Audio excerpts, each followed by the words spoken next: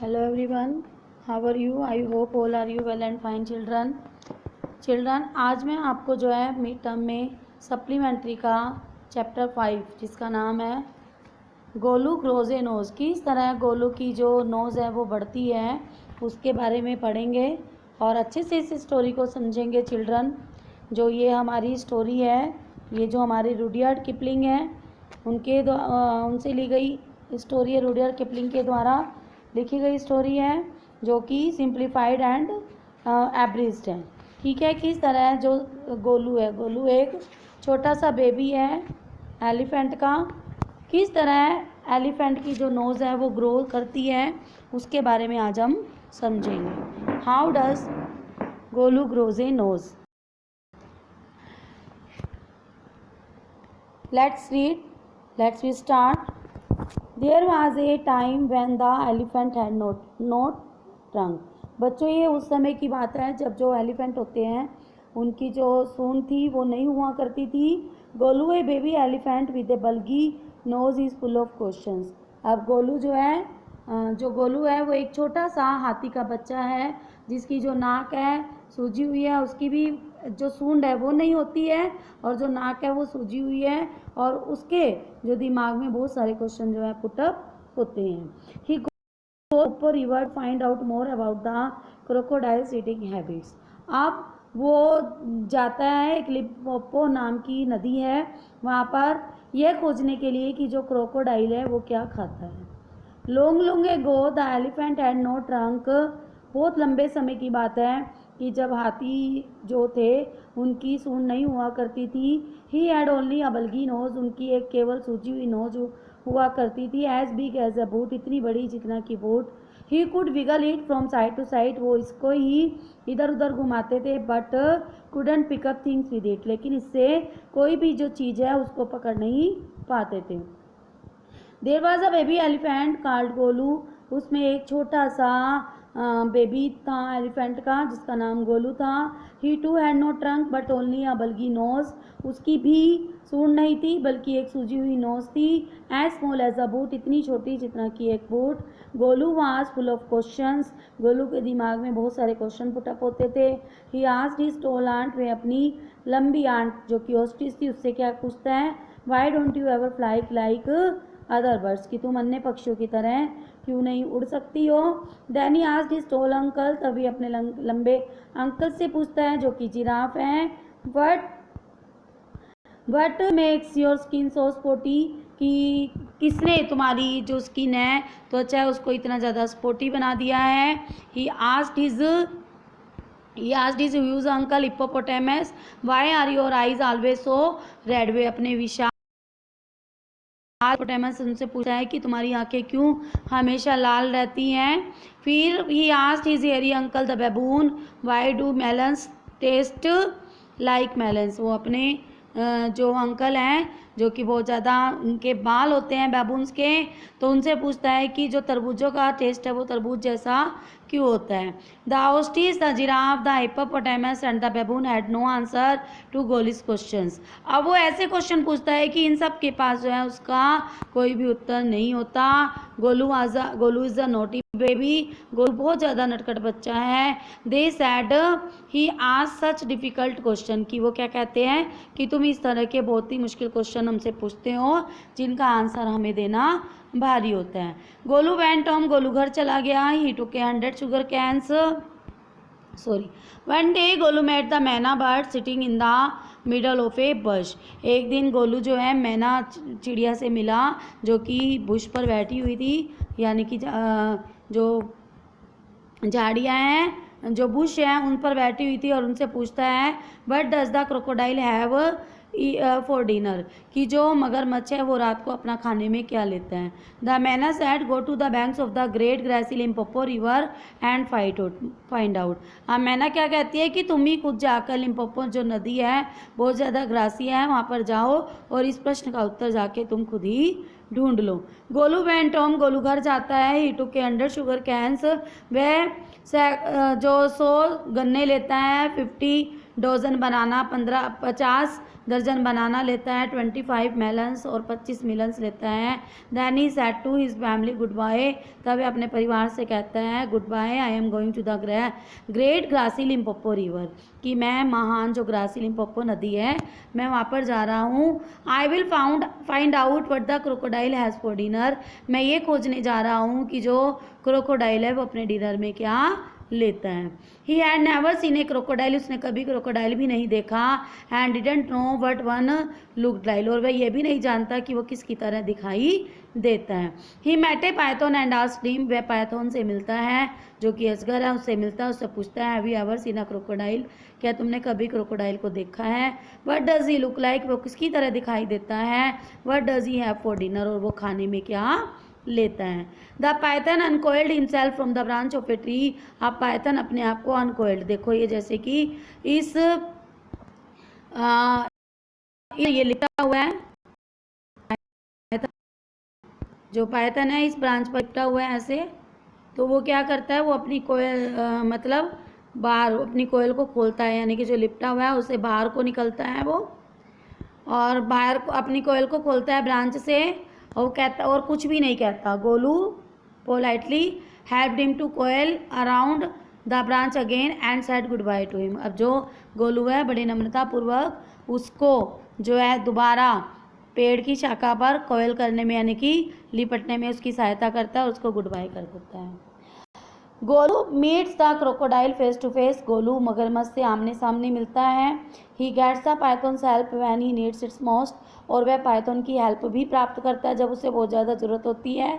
Golu grows a long and useful nose, Golu की जो नाक है यानी कि जो उसकी नाक है बहुत लंबी हो जाती है और उसके लिए लाभदायक होती है, यानी कि गोलू की जो सूजी हुई नाक थी अब वो सूंड में परिवर्तित हो जाती है। Golu moved on eating sugar cane bananas and melons, अब गोलू चलता रहता है, गन्ना खाता है, केले खाता है, मेलन्स खाता है। After a few days he reached the very edge of the पोपो रिवर, और कुछ दिनों बाद वह वही ग्रासी लिम्पोपो नदी के पास पहुंच जाता है। On the bank of the river he saw a log of food, और नदी के पास पहुंचकर वो एक लकड़ी के गट्ठे को देखता है। It was really the crocodile who winked at him, ये वास्तव में लकड़ी का गट्ठा न होकर एक क्रोकोडाइल था जो कि उसकी तरफ विंग कर रहा था। Excuse me said Golu, have you ever scene A crocodile, अब वो मगरमच्छ से ही पूछता है कि क्या आपने मगरमच्छ को देखा है। The crocodile winked again and lifted half his tail out of the mud, come here little one said the crocodile, अब क्रोकोडाइल दोबारा उस पर आक्रमण करता है, विंग करता है, उसकी आधी पूंछ को खींचता है और मड की तरफ ले जाता है, पानी में ले जाता है। यहाँ पर आओ छोटे बच्चे मैं बताता हूँ, क्रोकोडाइल कहता है। Why do you ask such question, तुम इस तरह के प्रश्न क्यों पूछ रहे हो। I want to know, Golu कहता है क्योंकि मैं जानना चाहता हूँ। Come close little one for I am the crocodile, वो मगरमच्छ क्या बोलता है कि मेरे पास आओ नन्हे बच्चे, मैं हूँ crocodile. And he shed crocodile tears to show it was quite true, और वह मगरमच्छ के आंसू भी बहाता है कि ये बिल्कुल सच है कि मैं ही क्रोकोडाइल हूँ। Golu was afraid but he sat down on the bank and said you are the very person I was looking for, अब गोलू डर जाता है, वो नदी के किनारे पर बैठ जाता है और वो कहता है कि तुम वही पर्सन हो जिसको मैं ढूंढ रहा था। Please tell me what you have for dinner, कृपा करके मुझे बताओ तुम रात को भोजन में क्या खाते हो। Come here the little one and I will whisper the answer to you said the crocodile, मगरमच्छ क्या कहता है कि मेरे पास आओ मैं तुम्हारे प्रश्न का उत्तर देता हूँ। Golu put his head down close to the crocodile snout and the crocodile caught him by the nose, अब जो गोलू है वो अपनी नाक अपना सिर नीचे करता है, अपनी नाक क्रोकोडाइल के जबड़े की तरफ लाता है, यानी उसके मुंह की तरफ लाता है, और जो क्रोकोडाइल है उसको नाक से पकड़ लेता है। I think said the crocodile today's baby elephant will be my dinner, अब क्रोकोडाइल क्या कहता है मैं ये सोच रहा हूँ कि आज रात को जो तुम तुम जो बेबी एलिफेंट वही मेरे डिनर बनोगे।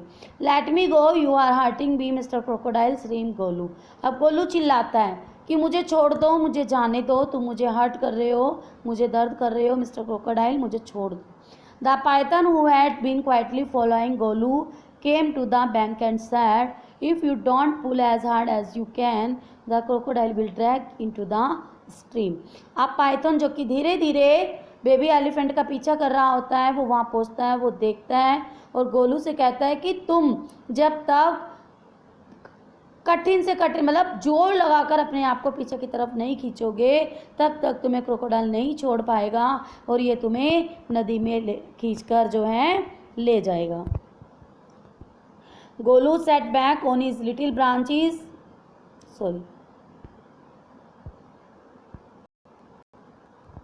Golu sat back on his little haunches and pulled.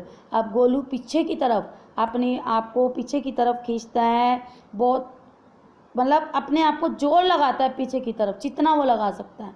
The crocodile stepped into the water making it all creamy with great sweeps of his tail and he also pulled and pulled. अब जो मगरमच्छ है उसको पानी की तरफ खींच कर ले जा रहा है, अपनी पूंछ से जोर लगाकर लगातार उसे खींचता चला जा रहा है पानी में ले जाने के लिए। Then the python coiled himself round Golu's stomach and said.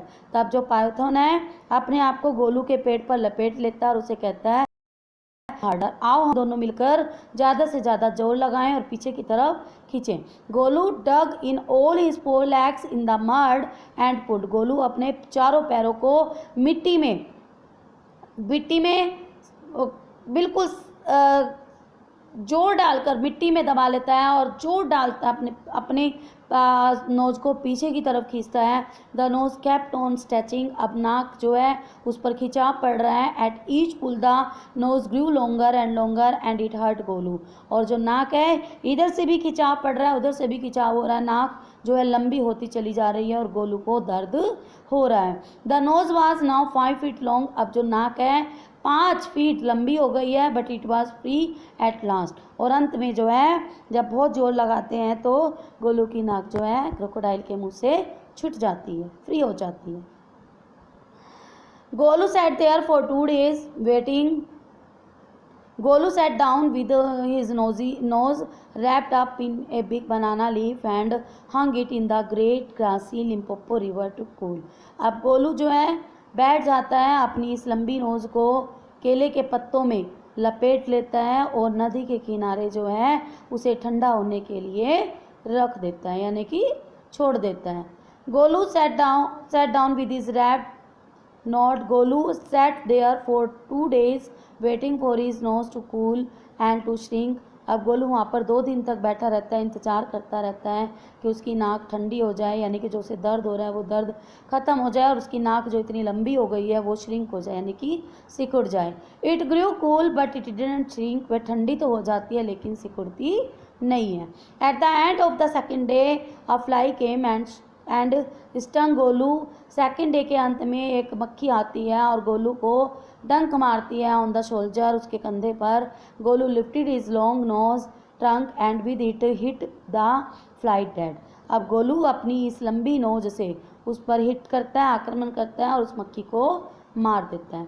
Advantage number 1। अब उसकी इस लंबी नाक के क्या लाभ होते हैं वो हम देखेंगे। पहला लाभ क्या है, हिस्ट द पैथन। पैथन उसे इस करके बताता है you couldn't have done it with a small nose, try and eat a little now.